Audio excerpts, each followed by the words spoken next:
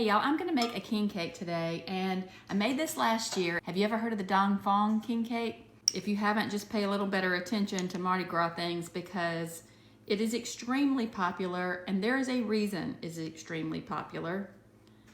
It's delicious. My sister and brother-in-law live in New Orleans, and they have several times stood in line to get me one of those elusive Phuong king cakes, and they're fabulous, but this copycat recipe is pretty darn good. I just have 2 1/4 teaspoons of instant yeast and 3/4 of a cup of warm milk. I warmed my milk up in the microwave to about 105 degrees, anywhere between 100 and 110 degrees is what we're looking for. That's to activate the yeast. I'm gonna set this aside for about 10 minutes. This is a complicated recipe only because there are a lot of steps. It's not hard to do at all. In fact, it's very easy, but you just have to be patient. It takes several hours. In fact, it'll be overnight before we get this done. So I am gonna go ahead and get the first step done, which is to make the dough and get it in the refrigerator. This will be a 2-part process. This is part 1 of making a copycat Phuong king cake. You're gonna wanna make one of these. This is what we're looking for.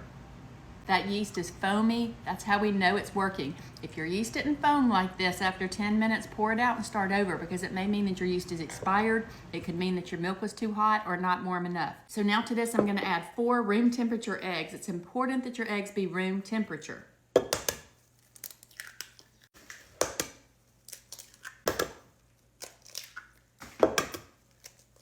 And I'm gonna whisk this to break those eggs up. And then I'm gonna head over to my KitchenAid. Did I tell y'all I got a new KitchenAid for Christmas? Well, I did. I got the big one, the one that I've been wanting. My husband bought it for me and I love it. So I'm gonna head over to the KitchenAid. I keep it in my pantry. And I'm going to combine flour and salt, and then I'm gonna slowly add this egg mixture to make the dough, and then we'll refrigerate that until tomorrow when we finish up.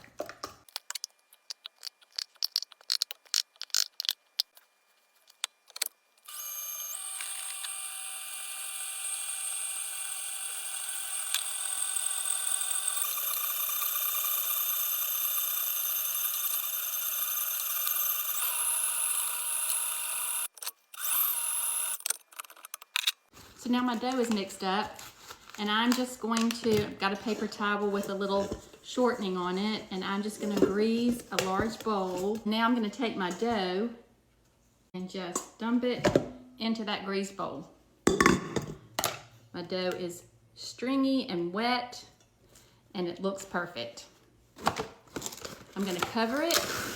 I'm gonna let it sit in my oven with the light on. I'm not turning my oven on. I'm just gonna let the warmth of that light be enough to babysit my dough for 30 minutes. Then I'm gonna take it out and I'm gonna turn it a few times. I'll show you that step. I'll pull it and fold it and turn it and pull it and fold it. I'll do that every 30 minutes for about 2 hours. Then I'll put it in the refrigerator overnight, and then we'll head to day 2.